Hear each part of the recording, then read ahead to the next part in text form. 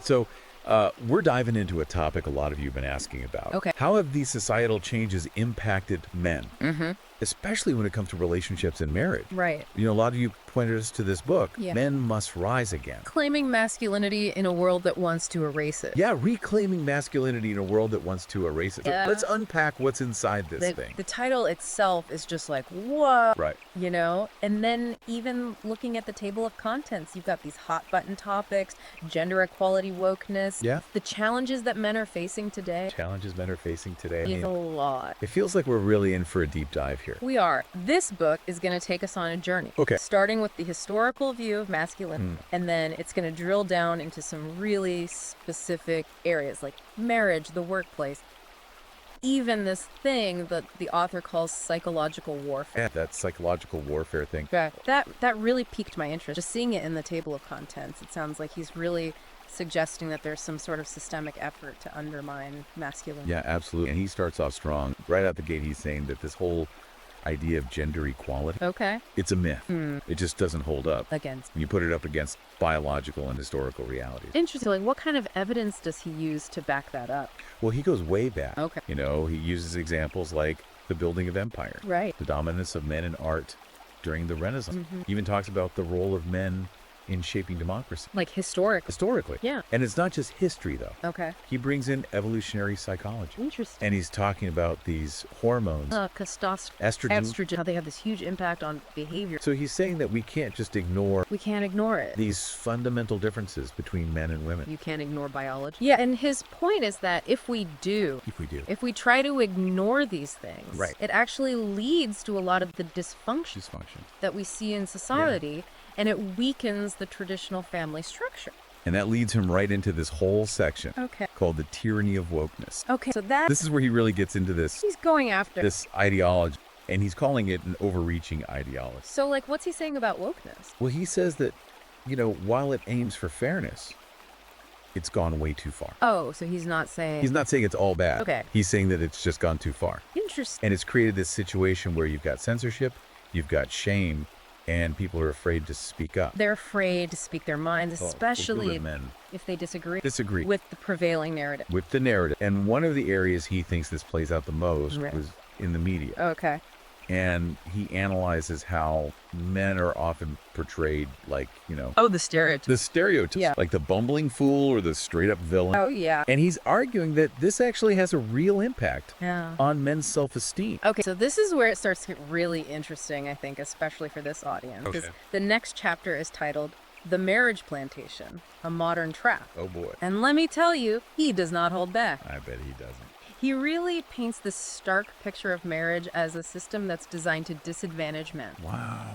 He's bringing out the statistics about the financial burdens of divorce and how often those burdens proportionately affect men. Right. And then he talks about child custody rulings that he sees as biased against fathers. It's like he's saying that men are trapped Yeah. in this system that's working against them. Yeah, this is a recurring theme throughout the book. Interesting. And it kind of leads into his discussion of emotional manipulation and vulnerability. Right. He claims there's this double bind for men. So they're told to be vulnerable. Open up emotionally. Yeah, and then men they're will- judged as weak. They're judged as weak. Yeah, it's a catch-20. Exact. And he gives some examples of this happening both in the workplace and in relationships. So what does he suggest men do? Well, what I found valuable was that he actually offers some strategies Right. for men to kind of navigate these complexities. Okay. And he talks about, you know, the importance of assertive communication and building strong support networks, particularly with other men. So like finding your tribe. Exactly. And this ties in really nicely with his discussion of red pill philosophy. Right, because that's all about... It encourages men to kind of step back and scrutinize these societal narratives Yeah. that they've been told. Yeah, reclaim their identity. Yeah. Stop playing by the rules that they see as rigged. Right. And he even uses this term, What's that? psychological war. Whoa. That there's this psychological war being waged against men. That's a strong statement. It is, and it raises the question of, you know, how do we separate truth from propaganda? Right. And I think that's where critical thinking becomes so important. You can't just accept everything you read. You got to think for yourself. You got to think for yourself. He's saying, wake up, guys. Yeah. The rules of the game are not what you think they are. And ultimately, he ends this part with a call to action. What's he want men to do? He wants men to create their own safe spaces, to become active in advocating for men's rights, and to work towards a future where traditional masculinity is valued again. It's a pretty powerful ending to this section. It is. It really leaves you with a lot to think about. Definitely. Whether you agree with everything he says or not,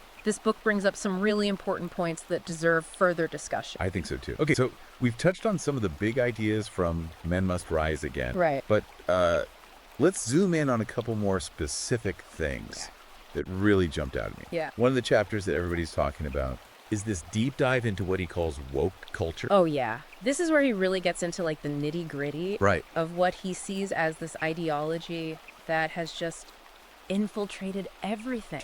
Academia, the media, even corporations. He even traces it back to the Frankfurt School. Yeah, it's fascinating. The whole history. It is. And he doesn't mince words. No, he doesn't. He's calling it a tyranny. A tyranny of wokeness. Tyranny that's created this whole culture of censorship. Right. Where people are just afraid to speak their minds. Especially if they disagree. Especially if they disagree. With the prevailing narrative. The narrative. Yeah. And what's really striking is how he links this woke ideology to the rise in anxiety and depression. Oh, wow. Particularly among young people. Interesting. And he argues that these woke narratives, they're so focused on victimhood, identity politics. And it can create this feeling of powerlessness. Yeah. Like you can't do anything about it.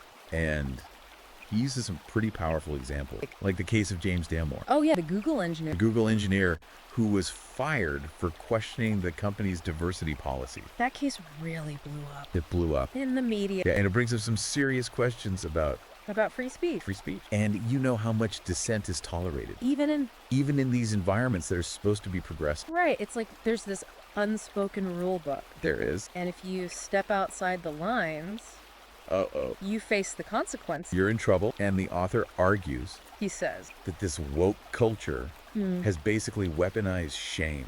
Especially against men. Interesting. And he uses the example of Kevin Hart being forced to step down from hosting the Oscars. Right, over those old tweets. Over some old tweets that were considered offensive. Yeah. And that whole situation, it really highlights the double standard that he keeps talking about. He's saying that women in similar situations don't always face the same level of scrutiny or backlash. And he's got examples from social media where it seems like men are constantly being called out, shamed for expressing opinions that challenge the status quo. It makes you wonder if there's this like underlying fear of male power or male expression. Like any assertion of masculinity is somehow perceived as a threat. And he ties all of this back to the really alarmingly high rates of male suicide. Oh, wow. And he's arguing that this culture of shame and silencing contributes to the problem. It's heavy stuff. It's heavy. And he even shares this really powerful story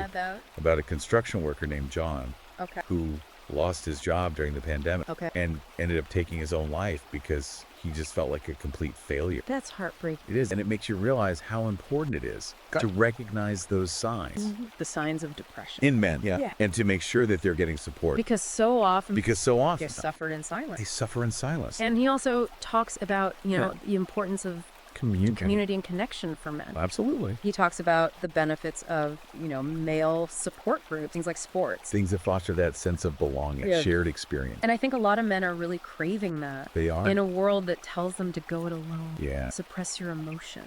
Be tough. Be tough. And he also talks about this emotional double bind that men face. Oh, yeah.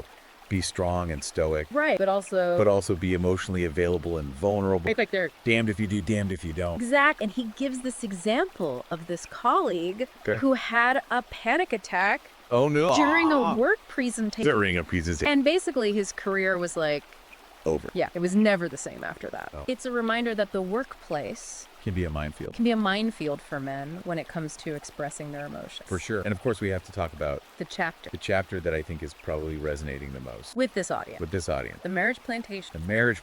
A modern trap. Yeah. This is where he really lays out his case for how marriage has become this system that disadvantages men both financially and emotionally. He really goes after the family court system. He does. Arguing that it's biased against fathers. In custody battles. He throws out statistics about the percentage of cases where mothers are awarded primary custody. Even when fathers are actively seeking it. That's a touchy subject. It is. And I know that a lot of men in this community feel very strongly about this. They do. And then on top of that, he also talks about the financial burdens of divorce. Alimony child support laws that often leave men struggling. To make ends meet. Just to make ends meet, yeah. And his argument is that this system basically incentivizes women to divorce because they often come out ahead financially, regardless of the circumstance. Now, it's important to remember that these are really complex issues. They are. And there are no easy answers. No easy answers, and we're not here to take sides or point fingers. We're just trying to present the ideas. The ideas in the book. And his perspective, even if it's controversial, does bring up some legitimate concerns that I think are worth discussing. They're worth discussing. And he does offer some potential solution. Like financial independence for men. Okay. Setting clear boundaries in relationship. Before getting married. Yeah. He even suggests that men should consider alternatives to traditional marriage. Wow. What's interesting is that he acknowledges the growing number of men who are choosing to opt out of marriage altogether. Yeah. It's like they're saying, I'm going to prioritize my own well-being, my financial well-being over this system that I see as rigged. And that brings us back to the red pill philosophy. This whole red pill idea. This is where he's really encouraging men to examine the narratives that they've been fed about relationships, about masculinity, about their place in society. It's like he's saying, wake up, guys. Yeah. The rules of the game are not what you think they are. Exactly. And this red pill thinking, it involves recognizing how men are often disadvantaged by the current system. And then figuring out how to navigate those structures more effectively. He talks about being assertive, setting boundaries, creating those strong support networks. We've touched on all that. Right. But he takes it a step further. He does. He says men need to reclaim their power. Stop playing the victim. It's important to note, though. It is important to note that this philosophy isn't about hating women. It's not about. Or trying to dominate them. Right. It's about empowering men to take control of their own lives and make choices that align with their values. And ultimately, it's about creating a world where men and women can coexist and thrive, but without those power imbalances. Those power imbalances that he sees as inherent in the current system. So whether you agree with this whole philosophy or not, it's definitely thought-provoking. It's thought-provoking and it's resonating. With a lot of men. Who feel like they've been dealt a bad hand. It's a perspective that challenges a lot of conventional wisdom. It does. And it forces us to confront some uncomfortable truths about how our society operates. And at the end of the day, I think that's a good thing. Even if it makes people uncomfortable. Right. Open and honest dialogue is essential. Absolutely. If we want to create a better future for everyone. All right, so we've covered a ton of ground with Men Must Rise Again, but there are a couple more nuggets I want to pull out before we wrap up. Okay. One thing that really got me thinking was how he explores these historical and biological factors that have shaped traditional masculinity. Right. Like, where does it come from? Yeah. And he's arguing that, these roles, they are just some random social constructs. Right. They're deeply rooted in our evolutionary history and even in our biology. It's like he's saying that this whole idea of being a protector and a provider. Right. It's not just some cultural expectation. Not just something we made up. Yeah, it's like wired into men's DNA. It's part of who they are. Yeah, and he takes us way back. Okay. To illustrate this point. So, what kind of examples does he use? Well, he talks about, ancient times when men's roles as hunters, warriors, and protectors were absolutely essential. For survival of their communities. Right. And he even connects this to, the development of leadership quality and risk-taking behavior. So he's saying that's where it comes from? Yeah, and he brings it all the way to the modern world. Okay. And he's saying that, even though specific tasks have changed, obviously. Right, we're not hunting woolly mammoths anymore. Right, but that underlying drive to protect and provide is still there. It's still part of what makes a man a man. Yeah, and then he shifts gears a little bit and dives into the impact of feminism. Oh, interesting. On things like education, the workplace, and family structure. This is a big one. It is, and he acknowledges that feminism has led to progress in some areas. Right. But he also argues that there have been some unintended consequences. Especially for men, and he's not afraid to be critical of certain aspects of feminism. So where does he think it's gone wrong? Well, he's particularly concerned about the education system. Okay. He feels like it's become increasingly feminized. In what way? Well, he feels like it's leaving boys struggling to adapt and succeed. Really? He even cites some statistics about the declining academic performance of boys and the rising rates of ADHD diagnoses. So he's saying that, like, schools are set up to favor girls' learning style? Yeah, he feels like the system is kind of Leaving boys behind. And this critique extends to the workplace, too. Okay. He talks about policies that prioritize diversity over merit and how those policies often disadvantage men. Especially in fields that are traditionally dominated by women. And now, again, it's important to acknowledge that these are complex issues with a lot of different perspectives. Yeah. And the author is coming at it from a particular viewpoint. But it's still valuable To hear his take. and consider whether some policies, Even if they're well-intentioned.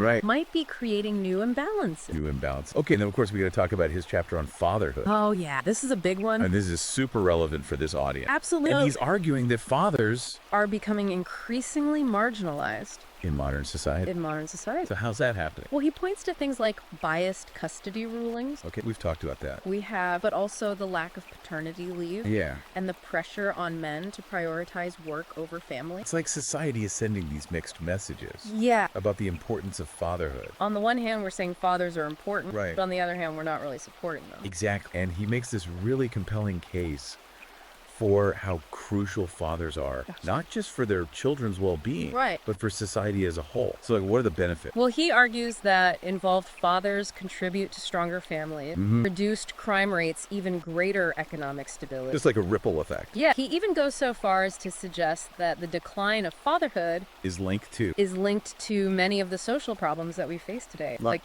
crime, poverty, mental health issues. A pretty sobering thought. It is. It really makes you realize how important it is. To reevaluate our priorities Yeah. and create a culture that supports and values fatherhood. Absolutely. And it ties back to his overall message of empowering men to step up Step up and embrace their roles as fathers. as fathers and leaders. Okay, now he also touches on the role of tech Oh, yeah. in shaping modern masculinity. This is really interesting. This is something we haven't really talked about much. No, we haven't. And he explores how things like social media dating apps, even video games, All this one. can both empower and challenge traditional male roles. So it's a double-edged sword. Exactly. It's like, on the one hand, technology can offer these new ways for men to connect, build community, express themselves. And that could be empowering. It can, but it can also create these unrealistic expectations. Right. Fuel anxiety, contribute to a sense of isolation. So what's the solution? Well, he urges men to be mindful of how they're using technology, Okay. to be aware of those potential pitfalls, Be aware of the downside to seek out positive role models, Yeah. and create a digital environment that supports their well-being. that supports their well-being. Exactly. And then finally, Yeah. he ends with this powerful call Yeah. for a restoration of male leadership. So he's saying men need to step up and lead. He's saying that men are naturally suited to leadership roles Okay. and that their unique strengths are essential for a thriving society. So it's not about men dominating everything. No, it's not about going back to some patriarchal system. Right. It's about a more balanced approach Okay. that recognizes the value of both male and female leadership. I think we can all agree on that. Absolutely. So as we wrap up our deep dive into Men Must Rise Again, Yeah. what are some key takeaways for our listeners? Well, I think first and foremost, this book reminds us that masculinity Isn't a one-size-fits-all concept?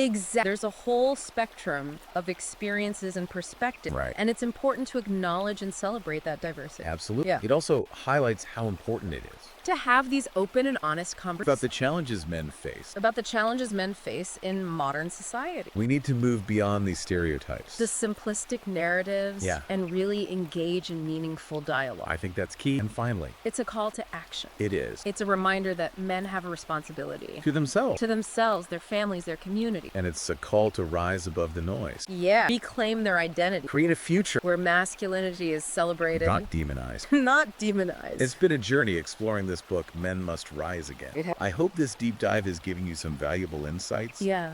and spark some thought-provoking conversation. Good conversation. And if you want to explore these ideas further, Yeah. you can find Men Must Rise Again on platforms like Amazon Kindle, Google Playbooks. And remember, this is just the beginning.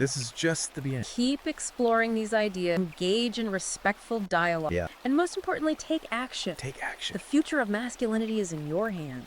Thanks for joining us on this deep dive. It's been a pleasure. We'll be back soon with another fascinating topic. Looking forward to it. Until then, keep learning, keep growing, and keep rising.